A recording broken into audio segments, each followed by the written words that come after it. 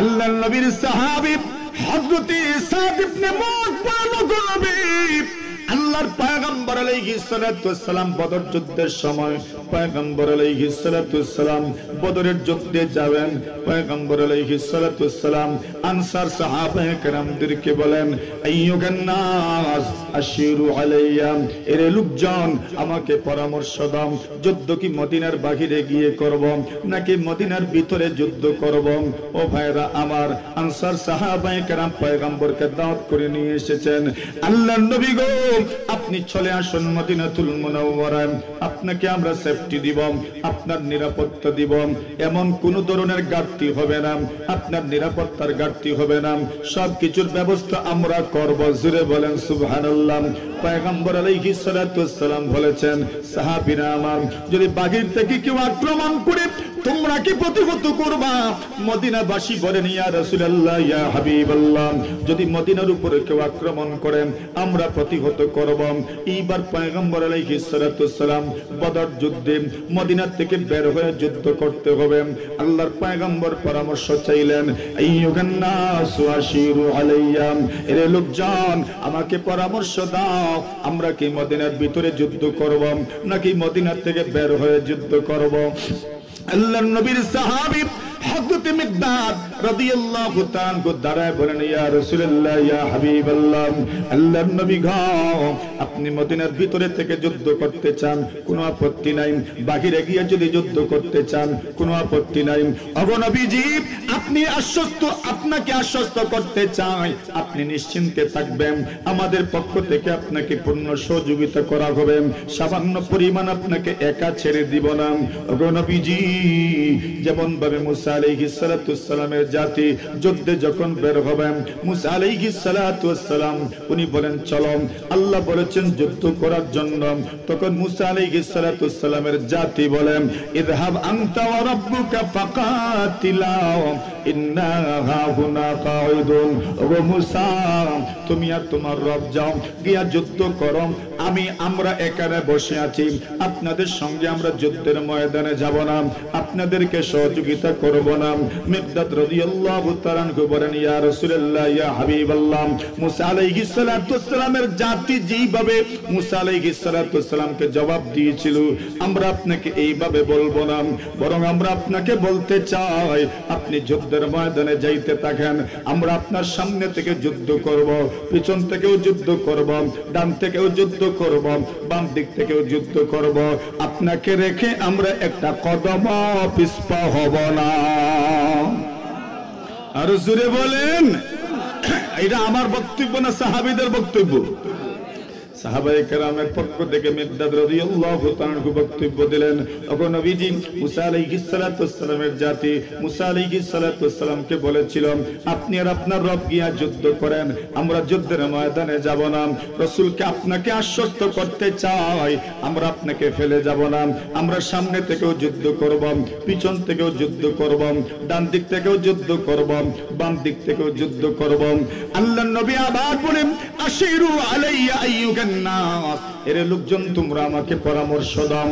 আল্লাহর পয়গম্বরকে এই জবাবটা দিয়েছেন মুহাজির সাহাবায়ে কেরাম, এরা কিন্তু মদিনার লোকাল নয়, ঠিক না বে ঠিক? মদিনার লোকাল যারা, তাদের নাম জুড়ে বলেন, তাদের নাম আনসার সাহাবায়ে কেরাম। একদিকে মুহাজিররা জবাব দিলেন, পয়গম্বর বলেন, আইয়ুহান নাসু আশিরু আলাইয়া, লোকজন আমাকে পরামর্শ দাও। আনসারীরা বলেন, ইয়া রাসূলুল্লাহ, ইয়া হাবিবাল্লাহ, ওগো নবীজি, আপনি মনে হয় আমাদের পরামর্শ নিতে চাচ্ছেন। ওগো পয়গম্বর, আনসারের মধ্যে আবার দুই ভাগ, এক ভাগ হইল খাজরাত গোত্রের মানুষ, আরেক ভাগ হইল আউস গোত্রের মানুষ।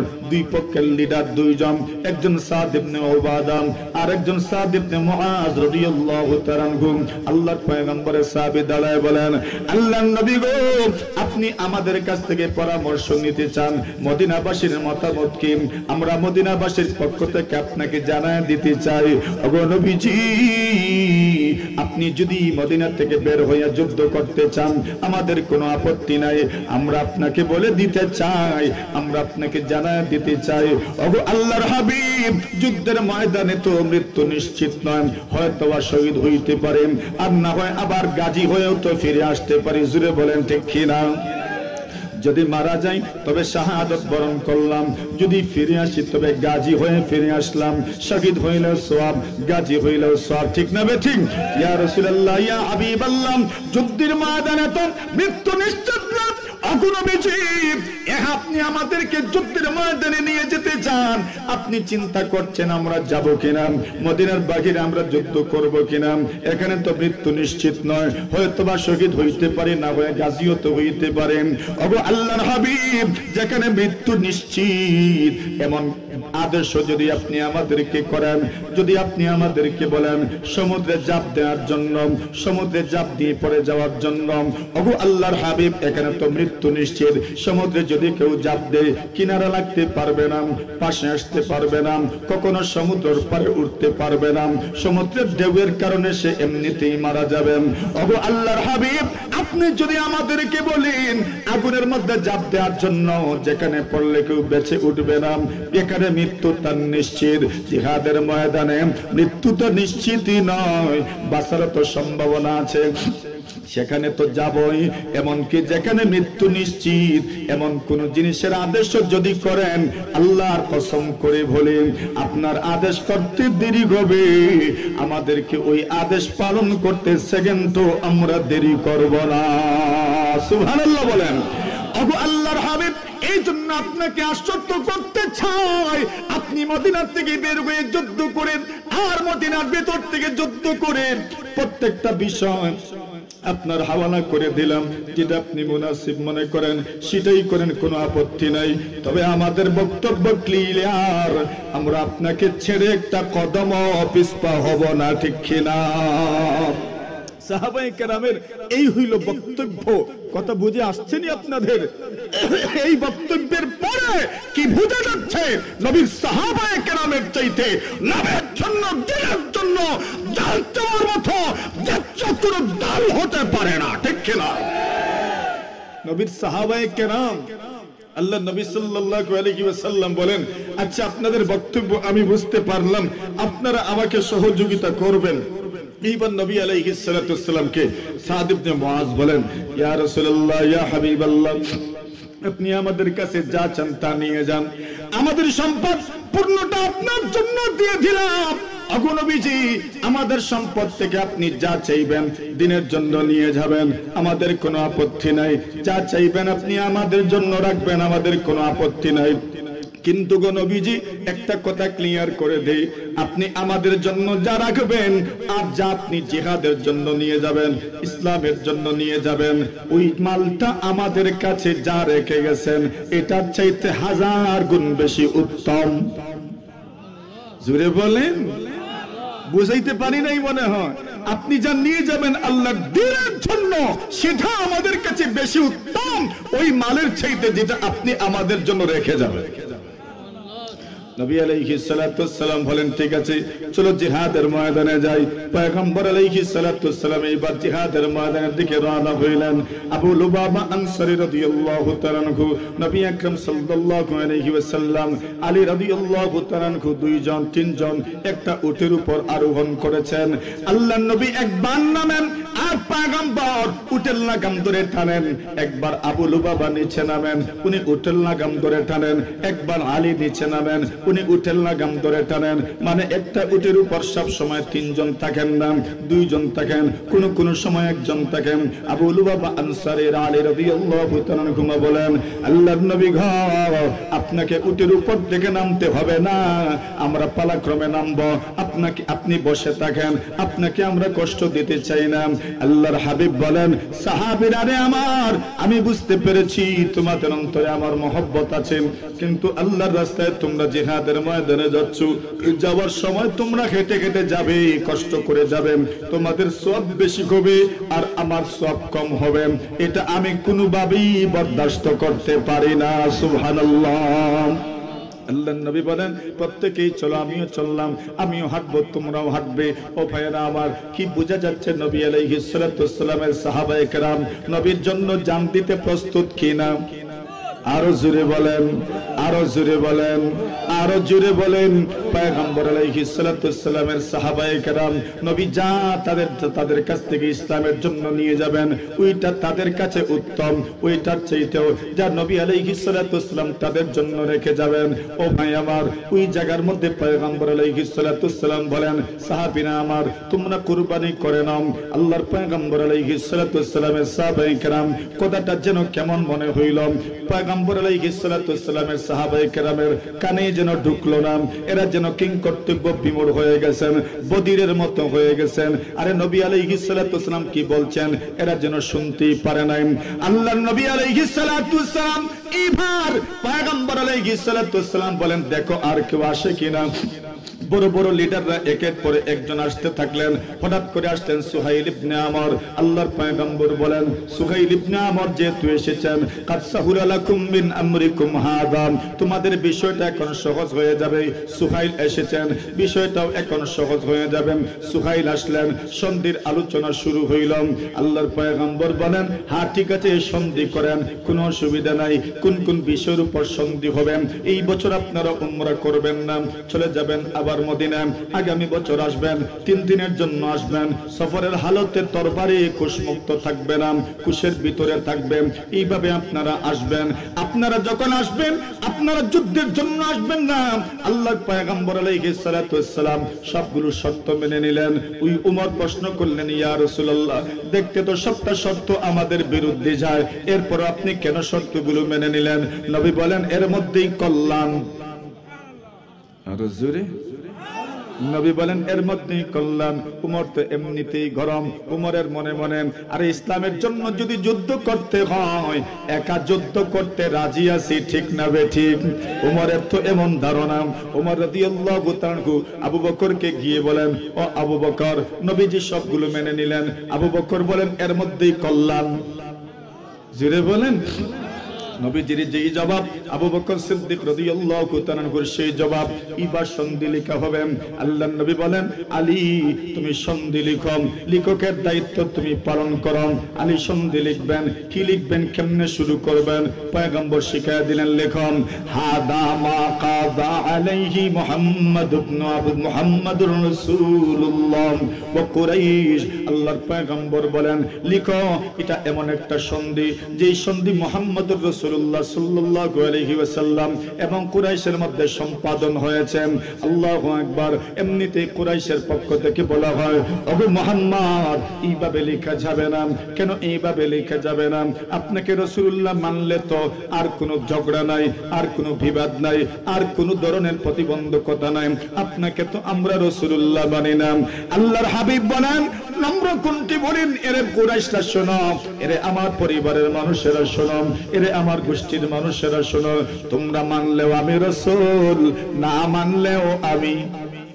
জুড়ে বলেন, মানলেও রাসূল, না মানলেও আমি রাসূল। ওয়াল্লাহি ইন্নী লা রাসূলুল্লাহ, আল্লাহর কসম আমি আল্লাহর রাসূল। তোমরা মানলেও রাসূল, না মানলেও রাসূল।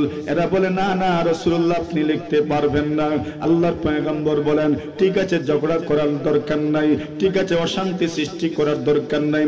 চাইলে রাসূল বার্গেটিং করতে পারতেন, কিন্তু পয়গম্বর বলেন, না না সন্ধিটা হতে দাও। আল্লাহর পয়গম্বর তো জানেন সন্ধিটা যদি একবার হয়ে যায় পুরো দুনিয়াতে ইসলাম প্রচার করা যাবে। সুবহানাল্লাহ। এই জন্য পয়গম্বর বলেন, সন্ধিটা হতে দাও। এইবার আল্লাহর রাসূল আলী কি বলেন, আলী এবার তুমি রাসূলুল্লাহ শব্দটা কেটে দাও। আলী ইবনে আবি তালিব রাদিয়াল্লাহু তাআলা বলেন, ইয়া রাসূলুল্লাহ, ইয়া হাবিবাল্লাহ, আল্লাহর নবী গো, যে হাত দ্বারা রাসূলুল্লাহ লিখেছি ওই হাত দ্বারা আমি আবার রাসূলুল্লাহ কাটতে পারবো না। আর জোরে, আরো জোরে চিৎকার করে বলেন সুবহানাল্লাহ। ইয়া রাসূলুল্লাহ, নিজের হাত দ্বারা রাসূলুল্লাহ লিখেছি, আপনি তো সত্য রাসূল, আল্লাহর রাসূল, কাটবো কেন? আমি কাটতে পারবো না। আল্লাহর পয়গম্বর তো জানেন, আরে সাহাবীদের আবেগ, এটাই তো ভালোবাসা, এটাই তো শ্রদ্ধা, এটাই তো মমতা, এটাকেই তো বলে পিয়ার, এটাকেই বলে মহব্বত। আল্লাহর নবীর সাহাবী আলী বলেন, নবীজি আমি কাটতে পারবো না। আল্লাহর পয়গম্বর বলেন, আলী তুমি কোন জায়গায় রাসূলুল্লাহ লিখেছো আমাকে দেখায় দাও। নবী নিজের হাতে কেটে দিলেন। আল্লাহ পাক সাথে সাথে কোরআনে মাজিদের আয়াত নাজিল করে দিলেন, মুহাম্মাদ মুহাম্মাদুর রাসূলুল্লাহ। ওগো নবীজি মুহাম্মদ আল্লাহর রাসূল। মক্কার কুরাইশরা ছোট্ট একটা সন্ধিনামার ভিতরে, একটা কাগজের ভিতরে আপনার নামের পরে রাসূলুল্লাহ শব্দটাকে সহ্য করতে পারে নাই। আমি আল্লাহ তাআলা শুধু কাগজের ভিতরে নয়, এরা কাগজের ভিতর থেকে রাসূলুল্লাহ শব্দটা কাটতে আপনাকে বাধ্য করেছে। আমি আল্লাহ আমার কোরআনে মাজিদের মধ্যে আপনার নামের শেষে আমি রাসূলুল্লাহ জুড়ে দিলাম। ওই রাসূলুল্লাহটা কিয়ামত পর্যন্ত কেউ মিটাতে পারবে না, ঠিক কিনা? মুহাম্মাদুর রাসূলুল্লাহ। মুহাম্মদ কার রাসূল? জুড়ে বলেন, জুড়ে বলেন। আরে মোহাম্মদ আল্লাহর রাসূল। আল্লাহ পরওয়ারদিগারে আলম কোরআনে মাজিদের মধ্যে প্রায় 4 জায়গায় মুহাম্মদ শব্দটা উল্লেখ করেছেন। ওয়ামা মুহাম্মাদুন ইল্লা রাসূল কাদ খালাত মিন ক্বাবলিহির রাসূল আফা ইম্মাতা আও কুতিলান কাদাবতুম আলা আকাবিকুম। আল্লাহর পয়গম্বরের ব্যাপারে বলা হয় ওমা মুহাম্মাদুন ইল্লা রাসূল, মুহাম্মদ তো শুধু রাসূলই। কাদ খালাত মিন ক্বাবলিহির রাসূল, ওনার আগে অনেক রাসূল দুনিয়া থেকে বিদায় হয়েছেন। আফা ইম্মাতা আও কুতিলান কালাবতুম আলা আকাবিকুম। এবার মুহাম্মদ যদি মারা যান, যদি শহীদ হয়ে যান, তাহলে কি তোমরা আবার বেঈমান হয়ে যাবে? এভাবে তো কোনোভাবেই তোমাদের বেঈমানি মেনে নেওয়া যাবে না। আরে মুহাম্মদ তো মারা যেতে পারেন, আল্লাহ তো জিন্দা আছেন না নাই? আরে জোরে বলেন আছেন না নাই? আল্লাহ পয়গম্বর আলাইহিস সালাতু ওয়াসসালামের ইন্তেকালের দিন আবু বকর সিদ্দিক রাদিয়াল্লাহু তাআলা আনহু বলেন মান কানা ইয়াবুদু মুহাম্মাদান ফাইন্নাহু আল্লাহ তাআহু আশিদ্দাউ আলাল কুফফার। আল্লাহ সাহাবায়ে কেরামের প্রশংসা করেন, জোরে বলেন সুবহানাল্লাহ। আরে বলেন তো সাহাবায়ে কেরামের প্রশংসা কে করেছেন? আরো জোরে, আরো জোরে। সাহাবায়ে কেরামের প্রশংসা কে করলেন? আল্লাহ করছেন। আল্লাহ কি প্রশংসা করলেন? আল্লাহ একটা প্রশংসা করলেন ওয়াল্লাযীনা মাআহু আশিদ্দাউ আলাল কুফফার। গনে গনে রাখিয়েন আল্লাহ কি প্রশংসা করলেন। আল্লাহ 1 নম্বর প্রশংসা করলেন ওয়াল্লাযীনা মাআহু, যারা মুহাম্মদের সঙ্গে ছিলেন, যারা মুহাম্মদের সঙ্গীরা, যারা মুহাম্মদের সাহাবায়ে কেরাম। প্রশংসা করছেন আল্লাহ কোরআনে মাজিদের মধ্যে। কোরআনে মাজিদ সত্য না মিথ্যা? কতদিন পর্যন্ত থাকবো? আরো জোরে। কিয়ামত না আরো পরেও? আরো জোরে বলেন। আল্লাহর কোরআনের মধ্যে যত কথাবার্তা, এটা কার কথা? আরো জোরে বলেন, কার কথা? আল্লাহর কালাম।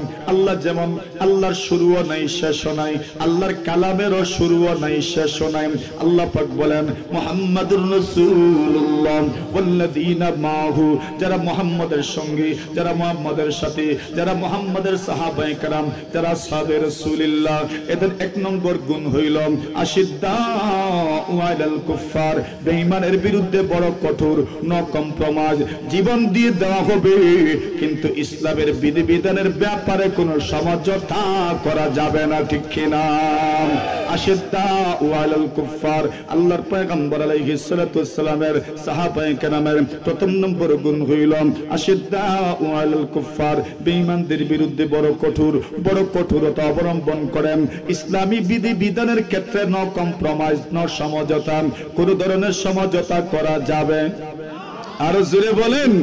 আরে তবেই তো সাহাবায়ে কেরাম সমঝোতা করেন নাই, তবেই তো আমাদের পর্যন্ত আল্লাহর দ্বীন সঠিকভাবে এসে পৌঁছেছে, ঠিক কিনা? এদের উপর ভরসা আছে, আমাদের আস্থা আছে। কথা বলেন ঠিক না ঠিক? নবী আলাইহিস সালাতু ওয়াসসালাম, আল্লাহ তাআলা নবীর সাহাবায়ে কেরামদের প্রশংসা করলেন ওয়াল্লাযীনা মাহু, যারা নবীর সঙ্গে ছিলেন। এদের 1 নম্বর গুণ হইল আশিদ্দাউ আলাল কুফফার। বেঈমানদের বিরুদ্ধে বড় কঠোর। 2 নম্বর গুণ আল্লাহ বর্ণনা করেন রুহামাউ বাইনাকুম। পারস্পরিক এদের মিল মহব্বত আছে না নাই? আরো জোরে বলেন। কম না বেশি? বেশি বলতে তো কত ঘটনা বলা যাবে, কত উদাহরণ দেওয়া যাবে। রুহামা বাইনাহুম, এদের রহমতের অভাব নাই, সৌহার্দ্যপূর্ণ আচরণের অভাব নাই, এদের দিলের মধ্যে মহব্বত আছে। কি পরিমাণ রহমত! আল্লাহ বলেন আর আর রহমান, আল্লাহর নাম হইল রহমান। নবী আলাইহিস সালাতু ওয়াসসালামের গুণ হইল ওয়ামা আরসালনাকা ইল্লা রাহমাতাল লিল আলামিন। ওগো নবীজি, আপনাকে দুনিয়াতে প্রেরণ করেছি পুরো বিশ্বের মানুষের জন্য রহমত স্বরূপ। আল্লাহর নবীর সবচেয়ে বড় সাহাবী আবু বকর সিদ্দিকের গুণ হইল আরহামু উম্মতি বি উম্মতি। পড়েন, এরপরে পড়েন আরহামু উম্মতি বি উম্মতি। আবু বকর আমার উম্মতের জন্য সবচেয়ে দয়ালু কে? আবু বকর সিদ্দিক রাদিয়াল্লাহু তাআলা আনহু। আল্লাহ রহমান, নবীর গুণ হইল ওয়ামা আরসালনাকা ইল্লা রাহমাতাল লিল আলামিন। আবু বকর সিদ্দিকের গুণ হইল আরহামু উম্মতি বি উম্মতি আবু বকর রুহামা বাইনাহুম। এবার আল্লাহ সাহাবায়ে কেরামের 3 নম্বর গুণ আল্লাহ তাআলা বর্ণনা করেন, তারা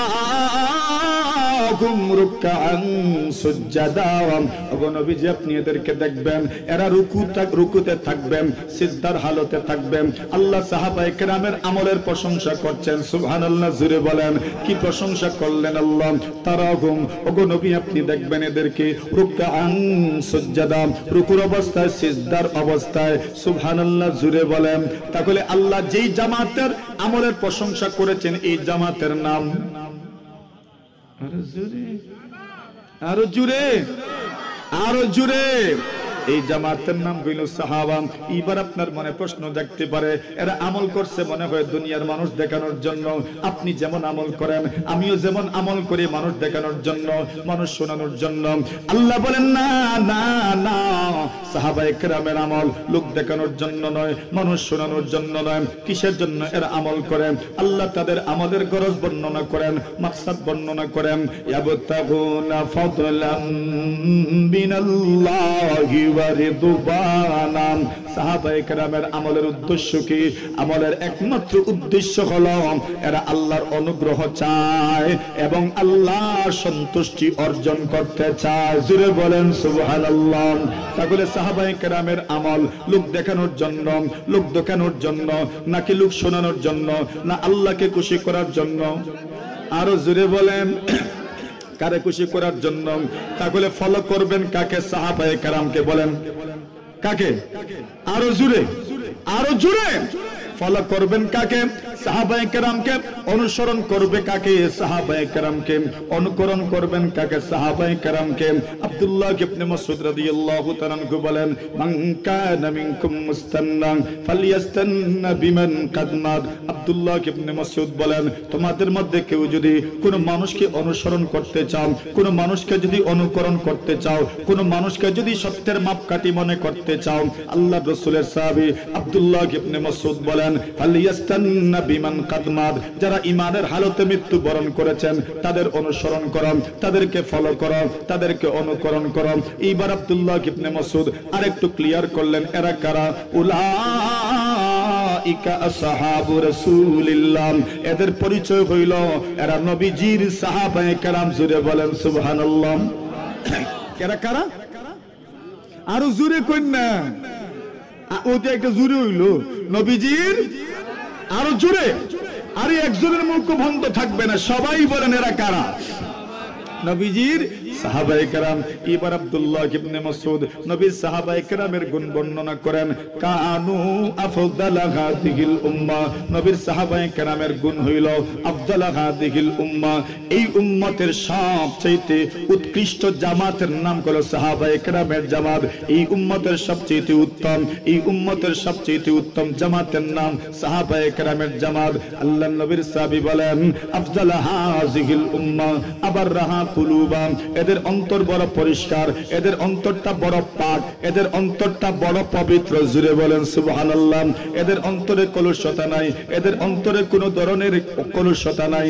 আল্লাহ তাআলা কোরআনের মধ্যে যে সমস্ত অন্তর বলাদের প্রশংসা করেছেন, যালিকা যিকরা লিমান কানা লাহু কলব আও আলকাস সামআ ওয়া হুয়া শাহীদ। আল্লাহ বলেন ওয়াজা বিকলবিন মুনিব, কলবে মুনিব। আল্লাহ অন্য জায়গায় বলেন বলেন ইল্লা মান আতাল্লাহ বিকলবিন সালিম, কলবে সালিম, শুভ কলবের যেই কথা সাহাবায়ে কেরামের অন্তরটা যেমন এমন, আকাল্লাহা তাকাল্লুফা, লৌকিকতা নাই, বনিতা নাই, কৃত্রিমতা নাই। আল্লাহর নবীর সাহাবী আব্দুল্লাহ ইবনে মাসউদ বলেন ওয়া আমাকাহা ইলমা, এদের চাইতে গভীর জ্ঞানের অধিকারী আর কেউ নাই। ঠিক না বেঠিক? আর জোরে বলেন। নবীর সাহাবায়ে কেরামের চাইতে গভীর জ্ঞানের অধিকারী আর কেউ নাই। সাহাবায়ে কেরামের গুণ নবীজি করলেন, সাহাবায়ে কেরাম করলেন।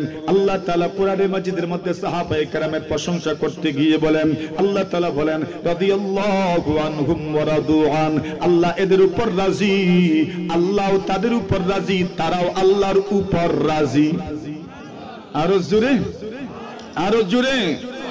আল্লাহ সূরাতুল বাকারা পড়িয়েন, অনুবাদ করিয়েন, প্রথম 10-20 আয়াত অনুবাদ করলে দেখবেন আল্লাহ বলেন ওয়া ইযা কিলা লাহুম আমিনু কামা আমানান নাস, আল্লাহ বলেন যখন এদেরকে বলা হয় তোমরা ঈমান আনো, যেভাবে লোকজন ঈমান আনছে, লোকজন বলতে কি সাহাবায়ে কেরাম, নবীর সাহাবায়ে কেরাম যেভাবে ঈমান আনছেন, আল্লাহ বলেন তোমরা এইভাবে ঈমান আনো।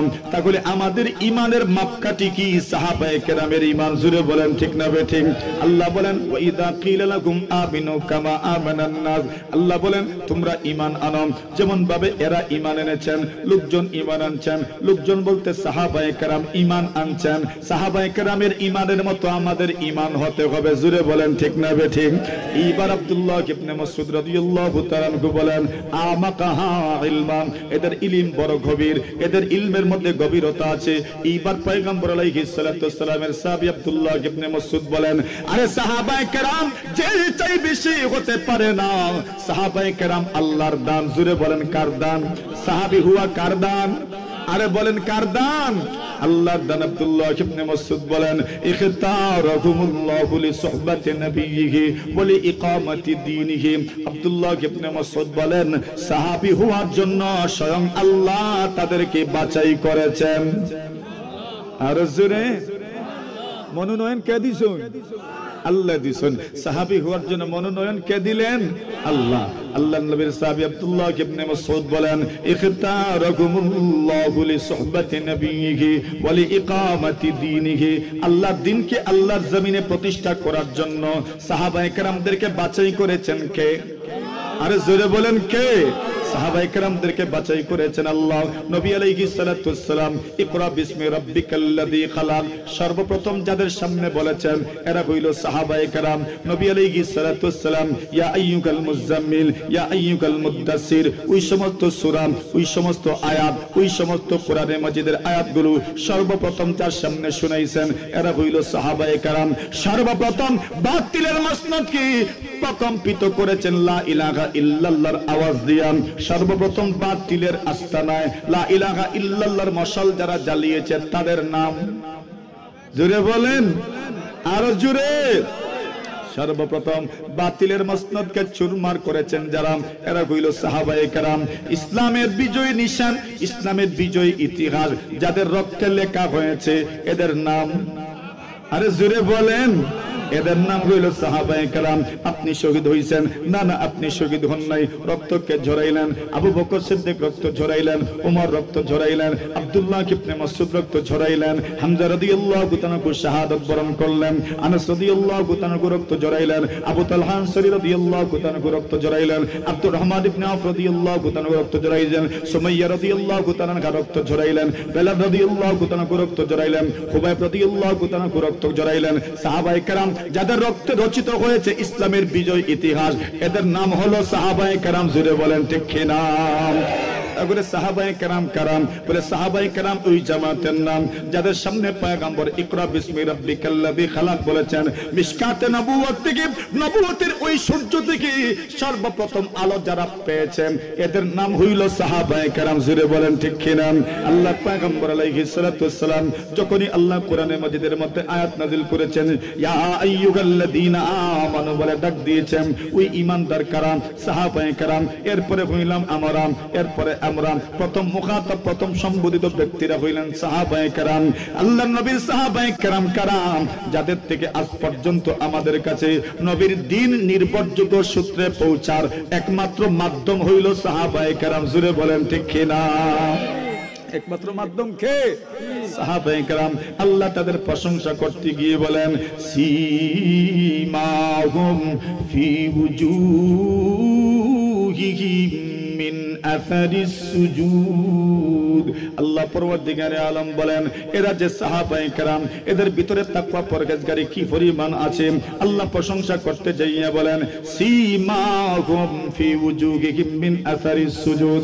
আল্লাহ বলেন এদের অন্তরের তাকওয়ার আলামত এদের চেহারার মধ্যেও দেখা যায়। জোরে বলেন সুবহানাল্লাহ। এদের অন্তরটা পরিষ্কার, এদের অন্তরটা পরিষ্কার, এদের অন্তরটা কি পরিমাণ পরিষ্কার। আল্লাহ পরওয়ারদিগারে আলম বলেন উলাইকাল্লাযীনা ইমতাহানাল্লাহু কুলুবাহুম লিত্তাকওয়া। আল্লাহ পরওয়ারদিগারে আলম বলেন সাহাবায়ে কেরাম কারাম যাদের অন্তরকে আল্লাহ নিজে পরীক্ষা করেছেন। আরো জোরে বলেন। দেখেন না বোর্ড পরীক্ষার মধ্যে যিনি পড়াবেন উনি পরীক্ষা নেবেন না, বরং অন্য কেউ পরীক্ষা নেবে। কেন? যিনি পড়াবেন উনি যদি পরীক্ষা নেন মানুষে বলবে উনি নিজে পড়ান তো, এই জন্য নিজের ছাত্রকে ফাঁস করে দিয়েছেন, বেশি নাম্বার দিয়েছেন। আল্লাহ বলেন না গো নবীজি, আপনি এদেরকে পড়ান, এদেরকে তারবিয়ত করেন, এদেরকে আদর্শবান করে আপনি গড়ে তোলেন। পরীক্ষা নিব স্বয়ং আমি আল্লাহ। আরো জোরে বলেন। ওই আল্লাহ বলেন উলাইকাল্লাযীনা ইমতাহানাল্লাহু কুলুবাহুম লিত্তাকওয়া। আল্লাহ পরওয়ারদিগারে আলম বলেন এদের ঈমানের পরীক্ষা করেছেন কে? বলেন কে? পরীক্ষার প্রশ্ন কি ছিল? তাকওয়া কি ছিল? ধরে বলেন কি ছিল? তাকওয়া প্রশ্নে আল্লাহ পরীক্ষা নিয়েছেন। ফলাফল কি? আল্লাহ ফলাফল ঘোষণা করেন এরা এমন ফাঁস, আমি আল্লাহর পক্ষ থেকে মাগফিরাত দিলাম, আমি আল্লাহর পক্ষ থেকে অনুগ্রহ দিলাম। এদের মতো ফাঁস দুনিয়াতে আর কেউ হতে পারে না। সুবহানাল্লাহ।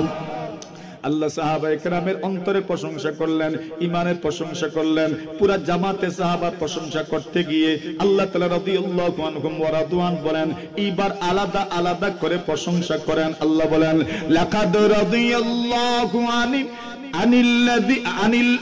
লাকাদ রাদিয়াল্লাহু আনিল মুমিনিন ইয ইউবাইউনাকা তাহতাশ শাজারা। আল্লাহ এইবার যে সমস্ত সাহাবায়ে কেরাম গাছের নিচে বায়াত গ্রহণ করেছিলেন পয়গম্বর আলাইহিস সালাতু ওয়াস সালামের হাতে হাত রেখে উসমান হত্যার প্রতিশোধ নেবেন, এই জন্য বায়াত গ্রহণ করেছিলেন। আল্লাহ বলেন ওই বায়াতে যারা অংশগ্রহণ করেছেন আমি আল্লাহ তাদের উপর রাজি আর সন্তুষ্ট হয়ে গেলাম। জোরে বলেন। তাহলে যারা বায়াতের রিদওয়ানে অংশগ্রহণ করেছেন তাদের প্রশংসা কে করেছেন? জোরে বলেন। আল্লাহ। আল্লাহ পরওয়ারদিগারে আলম যারা নাকি প্রথমে ইসলাম গ্রহণ করেছেন এদের প্রশংসা আল্লাহ করেন ওয়াস-সাবিকুনাল আউয়ালুনা মিনাল মুহাজিরিনা ওয়াল আনসার ওয়াল্লাযীনা ইত্তাবাউহুম বিইহসান রাদিয়াল্লাহু আনহুম ওয়া রাদু আন। আল্লাহ প্রশংসা করতে গিয়ে বলেন আস-সাবিকুনাল আউয়ালুনা মিনাল মুহাজিরিনা ওয়াল আনসার, সর্বপ্রথম ইসলাম কবুল করনেওয়ালা যারা মুহাজির এবং যারা আনসার, এর দ্বারা প্রমাণ হইল যারা কাদিমুল ইসলাম, যারা আগে ইসলাম কবুল করেছেন তাদের প্রশংসা কে করেছেন? জোরে বলেন। আচ্ছা শুধু তাদেরই প্রশংসা নয়, আল্লাহ বলেন যারা ফাতহে মক্কার আগে মক্কা বিজয়ের আগে ঈমান এনেছে আল্লাহ তাদেরও প্রশংসা করেছেন, যারা মক্কা বিজয়ের পরে ঈমান এনেছে তাদেরও প্রশংসা আল্লাহ তাআলা করেছেন। আলাদা আলাদা করে প্রশংসা করেন। আল্লাহ বলেন ওগো নবীজি আমি এদের প্রশংসা করলাম। প্রশংসা বাণী আল্লাহ তাআলার কোরআনে মাজিদের মধ্যে বর্ণিত আছে। আল্লাহর পয়গম্বর যারা বদর যুদ্ধে অংশগ্রহণ করেছে তাদের প্রশংসাও পয়গম্বর আলাদা করেছেন। জুড়ে বলেন সুবহানাল্লাহ। আল্লাহর পয়গম্বর বলেন যারা বদর যুদ্ধে অংশগ্রহণ করবেন এদের প্রশংসা কেমন? নবী আকরাম সাল্লাল্লাহু আলাইহি ওয়াসাল্লাম বলেন বদর যুদ্ধে যারা অংশগ্রহণ করবে আল্লাহ পরওয়ারদিগারে আলম তাদেরকে এমন মর্যাদা দান করেছেন, এমন মর্যাদা দান করেছেন বদর যুদ্ধে যারা অংশগ্রহণ করবে এদের আগের পরের সমস্ত গুনাহ আল্লাহ পাক মাফ করে দিয়েছেন। বদর যুদ্ধে যারা অংশগ্রহণ করবে এদের আগের পরে সব গুনাহ আল্লাহ মাফ করে দিয়েছেন। হযরত হাতিব ইবনে আবি বালতাআ রাদিয়াল্লাহু তাআলা আনহু একদিন মক্কা বিজয়ের আগে নবী আকরাম সাল্লাল্লাহু আলাইহি ওয়াসাল্লামের সাহাবী বদর যুদ্ধে অংশগ্রহণ করেছেন। হাতিব ইবনে আবি বালতাআ রাদিয়াল্লাহু তাআলা আনহু নবীজির মক্কা অভিযানের কথা একটা চিঠির মধ্যে তুলে ধরে মক্কার বড় বড় লিডারদের নামে চিঠি লিখেছেন। এই মক্কার লিডারেরা, মুহাম্মদ তোমাদের উপর আক্রমণ করছেন, বড় একদল আপনার বাহিনী নিয়ে তোমাদের উপর আক্রমণ করার জন্য এসেছেন, তোমরা সতর্ক থাকো। আল্লাহ তাআলা ওহীর মাধ্যমে রাসূলকে জানায়া দিয়েছেন, ওগো রাসূল চিঠি যাচ্ছে মক্কার লিডারদের কাছে, আপনি খুব দ্রুত ওই চিঠিটা উদ্ধার করে নিয়ে আসেন। সুবহানাল্লাহ, সুবহানাল্লাহ বলি গেছেন নাকি? তো আর জোরে জোরে আমি বলি সুবহানাল্লাহ, এরপরে আপনারা কোনজন বলেন সুবহানাল্লাহ। চিঠি লিখেছেন হাতিব ইবনে আবি বালতাআ, নবী আলাইহিস সালাতু ওয়াসসালামকে আল্লাহ পাক ওহীর মাধ্যমে জানায়া দিলেন এখানে চিঠি আছে, ওদের কাছ থেকে আপনি চিঠিটা নিয়ে আসেন। চিঠির বাহক হইলেন একজন মহিলা। কি? একজন মহিলা। ওই মহিলার কাছে চিঠি দিয়েছেন জুবাইর রাদিয়াল্লাহু তাআলা আনহু, মিকদাদ রাদিয়াল্লাহু তাআলা আনহু, আলী রাদিয়াল্লাহু তাআলা আনহু। পয়গম্বর তাদেরকে পাঠাইলেন, যাও চিঠিটা নিয়ে আসো। জায়গার নাম বললেন, সেখানে একজন মহিলা পাইবেন। রওজা খাক, খাক নামক স্থানে একজন মহিলা পাইবেন। ওই মহিলার কাছে চিঠি আছে। ওনারা গেলেন, গিয়ে দেখলেন এখানে একজন মহিলা। আল্লাহর নবীর সাহাবী আলী ইবনে আবি তালিব বলেন, ওগো ভালো ভালো চিঠিটা দাও আমাদের কাছে, আর না হয় আমরা তল্লাশি নিব। কি? চিঠি দাও আর নাই তল্লাশি দিব। মহিলা বলেন, আমার কাছে তো কোনো চিঠি নাই, মা মাই কিতাবুন, আমার কাছে কোনো চিঠি নাই। ওনারা বলেন, যা ভালোই ভালো চিঠিটা বের করে দেন, আর না হয় কিন্তু আমরা তল্লাশি নিব। একবারে তল্লাশির ক্ষেত্রে কোনো ধরনের ঘাটতি রাখবো না, পুরো তল্লাশি করব।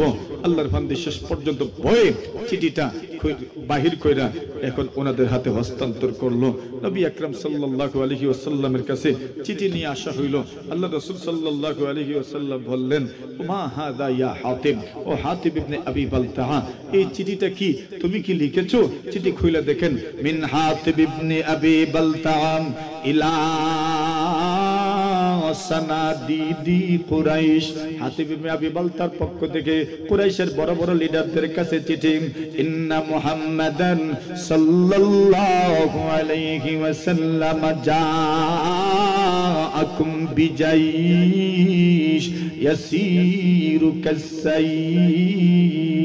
হাতিব ইবনে আবি বালতা লিখেন, এরা মক্কার লিডিং পারসন, এরা মক্কার হাই কমান্ড, মুহাম্মদ তোমাদের কাছে আসছেন বিশাল বাহিনী নিয়ে। আবার হাতিব ইবনে আবি বালতা লিখেন, মুহাম্মদ যদি একা একা তোমাদের বিরুদ্ধে যুদ্ধের জন্য আসেন, মুহাম্মদের বিজয় কেউ ঠেকাতে পারবে না। সুবহানাল্লাহ। এই কথা উনি চিঠির মধ্যে লিখে ফেলছেন। কিন্তু চিঠিটা আর মক্কার কুরাইশদের কাছে গেল না, অর্ধপথ থেকেই উদ্ধার করে নিয়ে আসা হলো। এইবার নবী আকরাম সাল্লাল্লাহু আলাইহি ওয়াসাল্লাম হাতিব ইবনে আবি বালতাকে জিজ্ঞাসা করলেন, মা হাদা ইয়া হাতিব, এরে হাতিব এটা কি? হাতিব ইবনে আবি বালতা বলেন, ইয়া রাসূলুল্লাহ লা তা'জাল আলাইয়া, আমার ব্যাপারে আপনি খুব জলদি কোনো ফয়সালা করিয়েন না, খুব দ্রুত আমার ব্যাপারে আপনি কোনো ফয়সালা করিয়েন না। আমার আগে বক্তব্যটা শুনেন, আত্মপক্ষ সমর্থনের সুযোগ দেন। রাসূল তো এটা অবশ্যই করবেন। বিচারের নিয়ম হইল আপনি অবশ্যই বিবাদীকে আত্মপক্ষ সমর্থনের সুযোগ দিবেন। উনি বলেন, ইয়া রাসূলুল্লাহ এখানে যারা আছেন প্রত্যেকেরই আত্মীয়স্বজন কিছু না কিছু মক্কায় আছেন, কিন্তু মক্কাতে প্রত্যেকের আত্মীয়স্বজনরাও আছে। এরা তাদের আত্মীয়স্বজন যারা আছে এদেরকে সেভ করে রাখতে পারে, তাদের এই ক্ষমতা আছে। আমারও কিছু আত্মীয়স্বজন মক্কায় আছেন, কিন্তু আমার কোনো আত্মীয়স্বজন এমন নাই যাদের কারণে আমার আত্মীয়স্বজন নিরাপদে থাকবে, আমার আত্মীয়স্বজন নিরাপত্তা পাবে, এমন কোনো আত্মীয়তা আমার নাই। তো আমি চিন্তা করলাম, যদি মক্কাবাসীকে আমি কোনো তথ্য দিতে পারি, তথ্য দিয়ে সহযোগিতা করতে পারি, তাহলে এদের মনটা আমি খুশ করতে পারলাম। এদের মন যদি আমি খুশ করতে পারি, তাহলে এরা আমার আত্মীয় যারা আছে কমপক্ষে এদেরকে এরা নিরাপত্তা দিবে, এরা নিরাপদ থাকবে। এই জন্য আমি চিঠি লিখেছি। তবে ইয়া রাসূলুল্লাহ চিঠি যে লেখছি, এই চিঠির মাধ্যমে আপনি রাসূলুল্লাহ আর আল্লাহর দ্বীন আর আল্লাহর কোনো ক্ষতি হইতো না। সুবহানাল্লাহ। কাতাবতু কিতাবান লা ইয়াদুরুল্লাহ ওয়া রাসূলাহু এমন চিঠি লিখেছি যে চিঠির মাধ্যমে আল্লাহর কোনো ক্ষতি হবে না, দ্বীনের কোনো ক্ষতি হবে না, রাসূলের কোনো ক্ষতি হবে না। কেন ক্ষতি হবে না? ইনফরমেশন দিতে চেয়েছেন, বড় বাহিনী নিয়ে আসছেন, আবার তো শেষে বলে দিচ্ছেন একা আসলেও বিজয়ী হবেন। তাহলে বড় দল নিয়ে আসছেন, প্রস্তুতি নিলেই কি একা আসলেও তো আপনারা পারবেন না, রাসূল ওই বিজয়ী হইবেন। সুবহানাল্লাহ জুড়ে বলেন। তাহলে এই তত্ত্বের মাধ্যমে কুরাইশের তো তেমন কোনো ফায়দা হওয়ার কথা নয়। আল্লাহ রাসূল বললেন সাদাকা হাতিব, হাতিব ইবনে আবি বালতা সত্য বলেছে। জোরে বলেন সুবহানাল্লাহ, আরো জোরে। আল্লাহর নবী বলেন হাতিব সত্য বলেছেন। এত বড় গাদ্দারি করলেন, দেখতে দেখা গেল, কিন্তু এরপরেও পয়গম্বর আলাইহিস সালাতু ওয়াসসালাম মাফ করে দিলেন। কেন? ইদিল হাবিবু আতা বিযামবিন ওয়াহিদি জাআত মাহাসিনুহু বিআলফি শাহীদি। আল্লাহর বান্দা বলেন বন্ধু যদি কখনো ভুল করে ফেলে তাহলে বন্ধুর হাজারো ভালো কাজ সুপারিশ করার জন্য দাঁড়াইয়া যায়, ঠিক না ঠিক? আরে বন্ধু একটা ভুল করতেও তো পারে, কিন্তু ওই বন্ধুর একটা ভুল আপনি ধরলে হবে না, তার শত শত অতীতে ভালো কাজ আছে যেই ভালো কাজ তার পক্ষে দাঁড়াইয়া যায়, ঠিক না ঠিক? আল্লাহর নবী তার এই দাবি কবুল করে নিলেন। ইয়া রাসূলুল্লাহ, আমার ব্যাপারে আপনি খুব দ্রুত কোনো ফয়সালা নিয়েন না। রাসূল বলেন হ্যাঁ সাদাকা হাতিব, হাতিব সত্য বলেছে।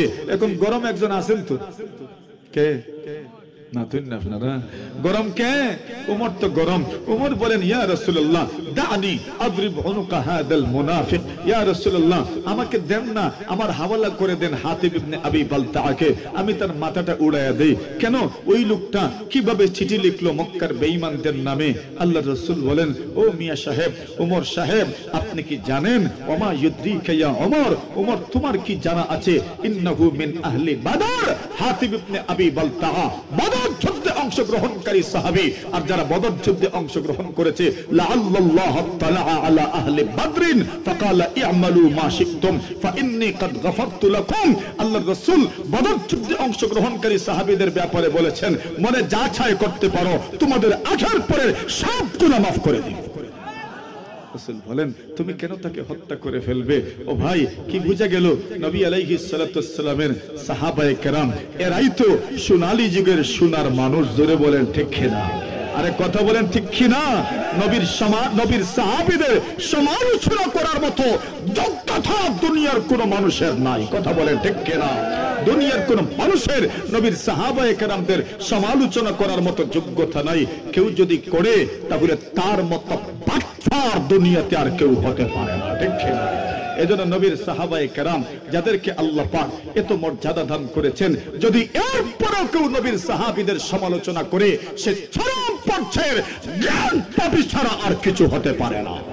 সে জ্ঞানী হতে পারে কিন্তু জ্ঞান পাপী, তার মতো জ্ঞান পাপী দুনিয়াতে আর কেউ হতে পারে না, ঠিক কিনা?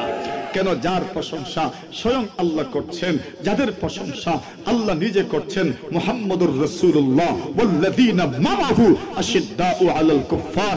নবীর সাহাবীদের প্রশংসা নিজে আল্লাহ করছেন, যারা আল্লাহ নবীর সাথে ছিল, যারা সাহাবায়ে কেরাম আশিদ্দাউ আলাল কুফার, বেঈমানদের বিরুদ্ধে কঠোর, রুহামাউ বাইনাহুম তারাহুম রুকআন সুজদা।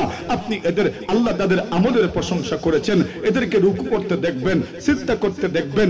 এদের আমল লোক দেখানোর জন্য নয়, লোক শোনানোর জন্য নয়। ইয়াবতাগুনা ফাদলাম মিনাল্লাহি ওয়া রিদওয়ানা।